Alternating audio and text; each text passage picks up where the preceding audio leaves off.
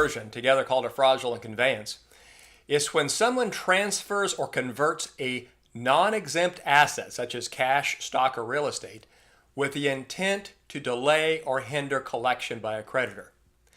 Now, the important thing to know is this is a civil remedy only. It's not a crime. You cannot go to jail for it. The creditor's only remedy, and this has been established by many appellate decisions, is to undo or reverse the fraudulent transfer.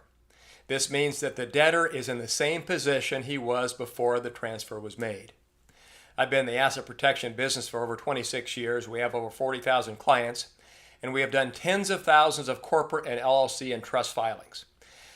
Now, because of fraudulent transfer laws, many domestic or U.S.-based asset protection trusts do not tend to work very well because the judge can easily undo the transfer.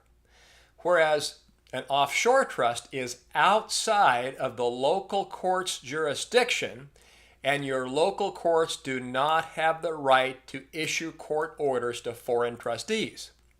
So, the term fraudulent transfer or fraudulent conveyance sounds scarier than it really is. It's simply a civil matter, not a criminal one, so it's usually better to do it, to make the transfer, and then make the other side fight for it, than it is to just roll over like a dead dog and leave the assets laying out there in the open.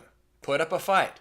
Make them work harder to take your assets than you had to work for them in the first place.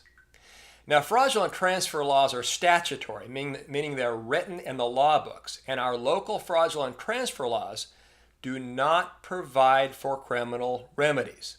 They don't give the ability to assess additional damages or fees against the debtor.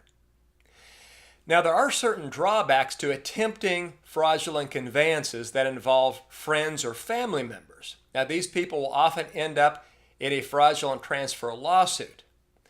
So what a person ends up doing by transferring assets to loved ones is dragging the loved ones into their problems. That is, the people who tried to help you by receiving the assets get stuck with huge legal bills. And that will not be a happy conversation on Thanksgiving Day. So don't transfer assets to friends or loved ones if you feel your assets will be threatened in a lawsuit. Don't transfer them to your spouse. Dragging your wife into a lawsuit does not boost the romance. So we do get questions from attorneys and accountants as to whether they can get held liable for assisting a client in making a fraudulent conveyance. And the answer is no. For example, the Florida Supreme Court dealt with this issue specifically in a dispute between a debtor and a bank.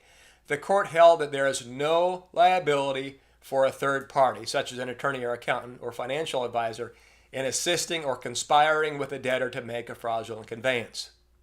In California, there may be discipline for attorneys assisting clients in fraudulent transfers, and that's why so many attorneys around the country refer their clients to us, since we do not have those concerns here.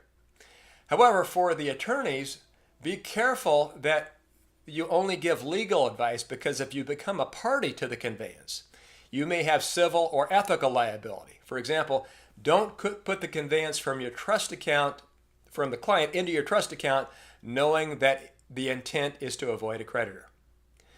If you have assets that you want to protect and you're not sure what to do with them, but you're sure that giving them to someone else isn't a good idea, give us a call at 1-800-830-1055. That's 1-800-830-1055, or visit assetprotectionplanners.com. Thank you.